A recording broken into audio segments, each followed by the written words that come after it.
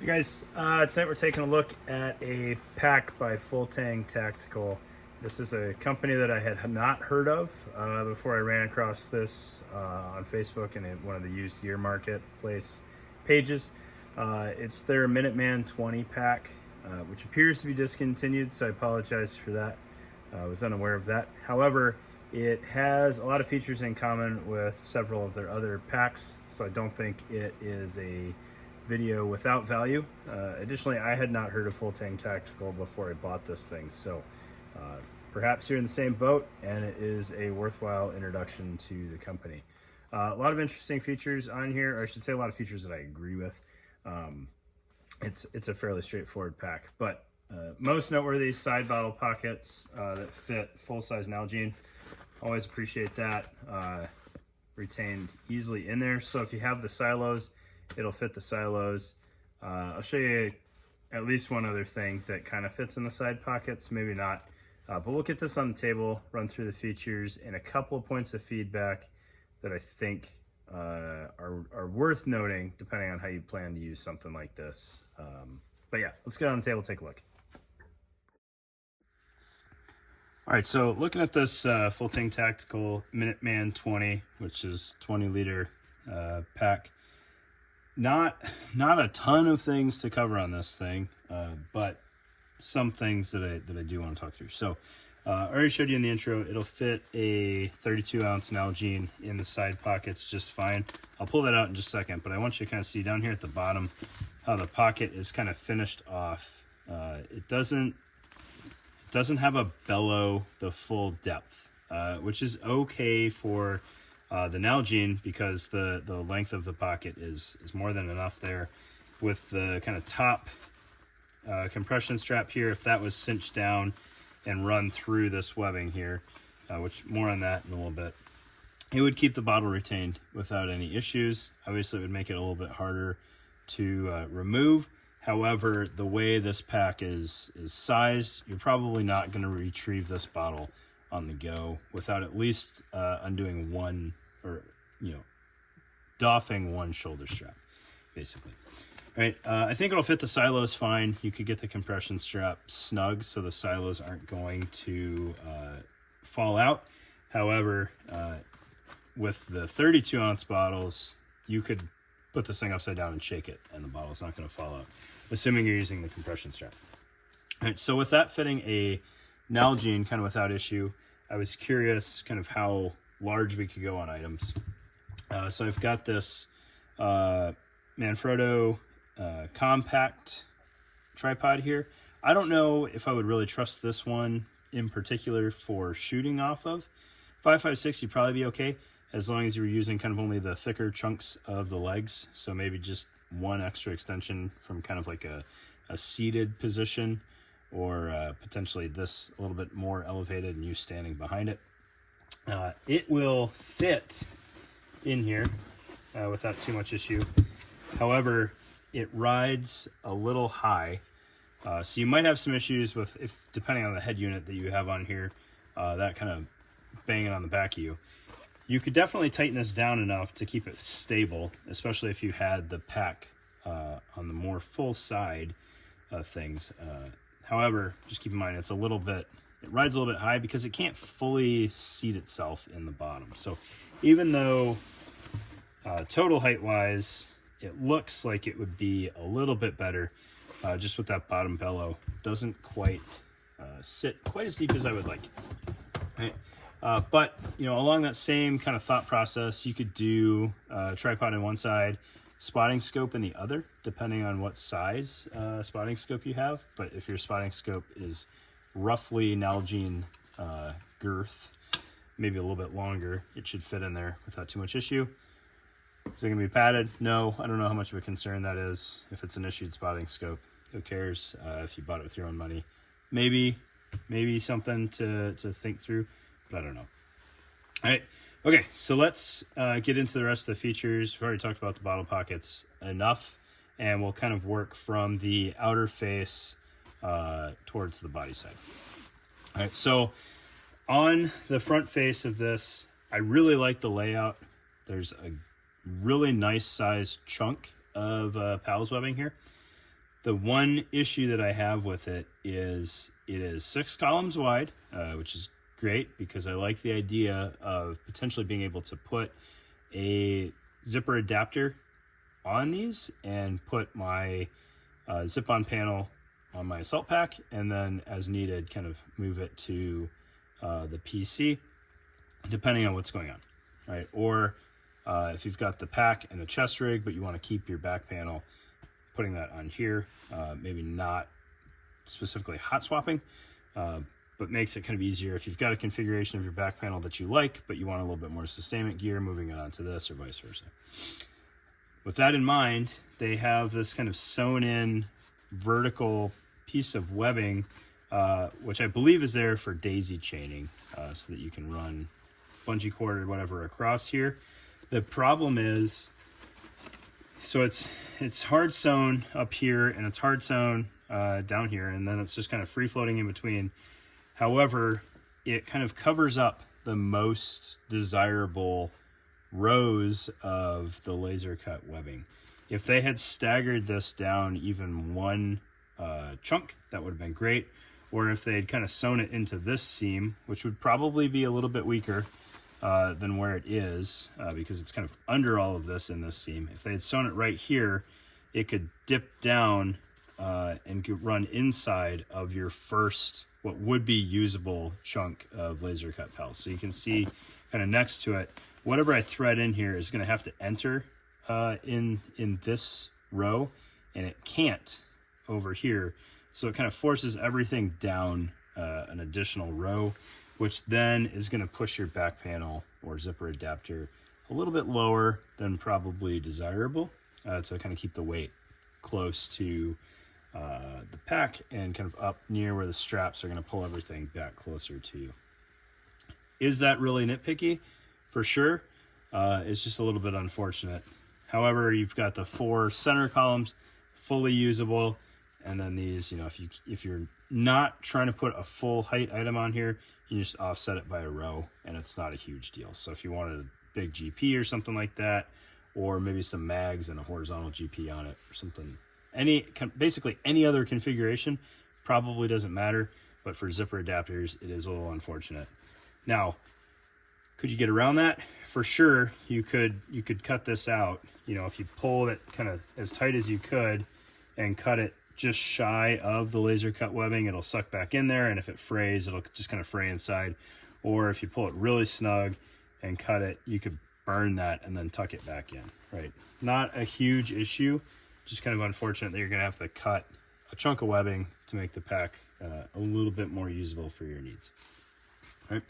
Additionally, on this kind of exterior face of the panel, you've got 4 of these metal tri-glides here, which is where the compression straps tie into.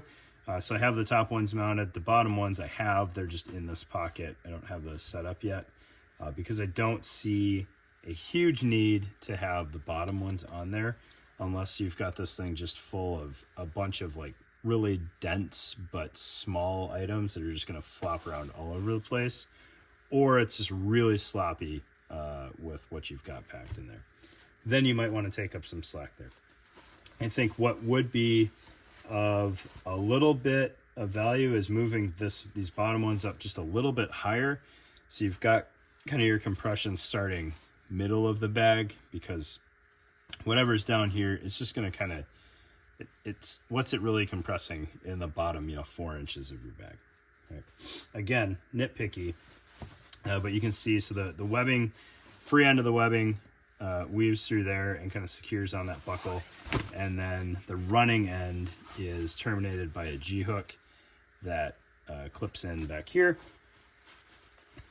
Pretty easy to undo, and then if you want to compress the side, you just run it through here. If you want to keep it from kind of floating up top. Potentially, if we had our, excuse me, I'll get this out of the way here real quick. If we had our tripod back in here, just as kind of an example of what else you could do with this compression strap. With this in here, you could, in theory, loop this around your item. Obviously, this one hangs out a little bit more than would be ideal. and you could clip it into this daisy chain here, or you could bring it kind of all the way around and clip it back in here. You know, with this, it's kind of twisting around, but you know, you could take it over the top of whatever's in that side pocket there. As my tripod runs away from me. Not a great example there. That tripod also happens to be fairly top heavy. All right, but yeah, you can run that through there. You could crisscross these, kind of run through the middle and just compress the middle of the side, and then this one run down to the bottom. I don't know. You got options. I don't dislike the compression straps at all. I do think it's a little unfortunate that the running end is the end closest to your back.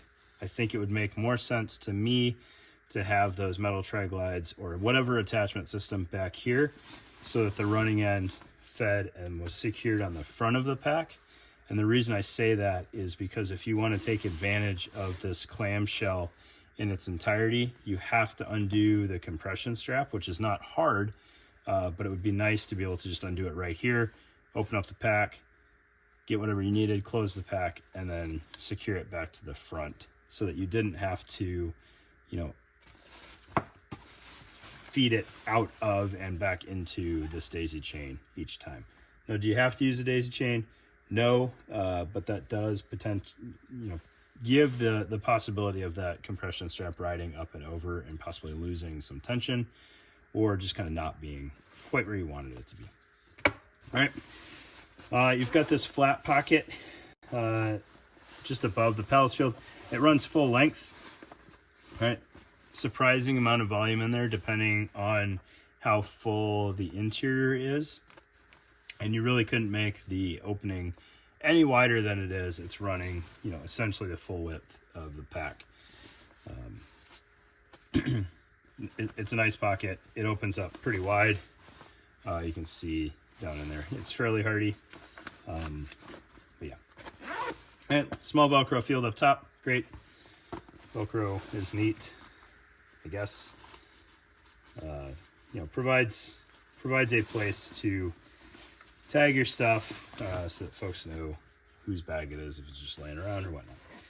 Then you got this clamshell opening here.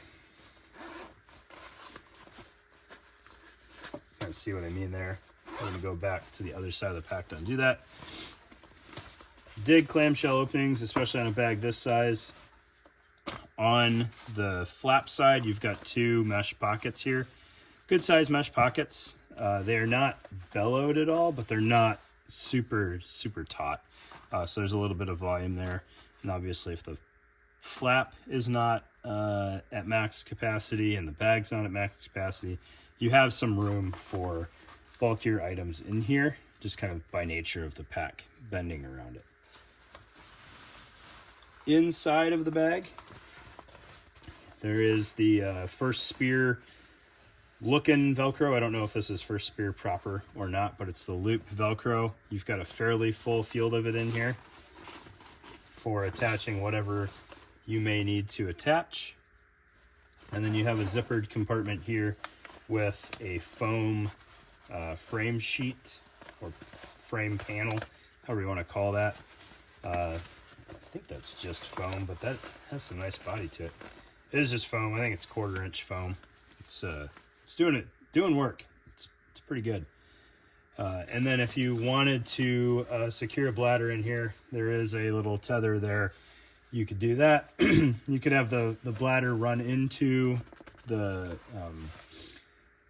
pocket back here. If you wanted to kind of leave the Velcro unobstructed, you could just hang it internal. I want to say at one point in time, Blue Force Gear made a Velcro mounted hydration pocket for their DAP packs. That would work really well here to keep that retained, but then it would kind of eat up all of your Velcro. Right. So that's kind of the interior of the pack. And then if we look at kind of the exterior edges here, you've got a daisy chain that runs up out of the side pocket there, up to a little bit of a carry handle here. I got really close there, I apologize. Back down into the other pocket.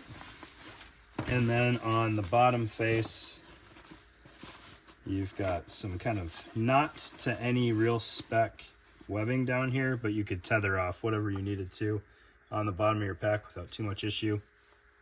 if you wanted a sleep pad or something like that, or just a cold weather layer bungeed there. That would work out really well. I have not found many compression sacks or stuff sacks or whatnot that really play as well with kind of this webbing design as I feel like should exist. The closest I think that I found is Pocket Up by Mel from Kafaru fame. He's got a really nice roll top compression sack that would fit pretty well there. Yep. And then the straps are another small point of contention on my part. With this being a 20-liter pack, it shouldn't get too heavy. And these are some rather structured shoulder straps here. You know, I bought this used. I've used it since then. I would imagine the gentleman before me was using it. He had some rather pointed feedback along these same lines. The straps are just kind of stiff for what they are. So if you're using this as like an assault pack over a plate carrier or in conjunction with a chest rig, they're not thick, but they are potentially a little bit more bulky than needed. They're a little bit wider than you probably need. Granted, really thin, wide straps I don't have any problems with, unless you're just trying to layer and they're getting in the way. But these don't really... The width I don't think would be the problem. It's just that they're so stiff that if they don't quite fit your body, or if they're just getting in the way of stuff, you can't really move them around too much. But they do have nice tie-off points on the webbing throughout. They are not fixed at the top of the pack, so you can let some slack out there and have this ride a little bit higher off the pack, or you can cinch it up kind of all the way like these are right now. You got plenty of adjustment in the bottom of the webbing here, and then you can also take out slack from both the bottom of the strap or the pack body. So if you kind of have this dialed in and you want to cut back on as much of this running end as you can kind of pay this out all the way up to the tab there, suck up the slack over here, tape all this off, and then you've got just enough to give it that last little bit of adjustment to fit you the way that you want it to fit you. Really well made. It's all the seams are finished off nicely. Bias tape throughout. You know, everything looks really clean. It's about 5 inches in depth, so it'll fit some fairly bulky items. Let me show you again. Obviously the bottle's going to fit in here nicely, but you know, Nalgene's fit internal, depth wise, just perfectly fine. Really well made. I'm glad that I could run across this company through finding this on Facebook Marketplace, so I appreciate that. But there you go. Full Tang Tactical Minuteman 20 appears discontinued. Go take a look at their website. They got a lot of interesting stuff. They've got a slightly smaller bag. They've got a Minuteman 2, Gen 2, I think they called it, coming out soon. That price was a little scary. I don't know how much it differs from this bag, but I don't think this was kind of the immediate comparable to that. I think the Minuteman Gen 1 also came in a 30-liter, which I think the 2 is closer to the 30-liter. So bigger pack. This one, really nice size assault pack, kind of similar to the DAP packs from BFG that I'm a huge fan of. I dig it. I'm going to use it, keep it in the rotation. But thanks for your time, guys. Really appreciate it.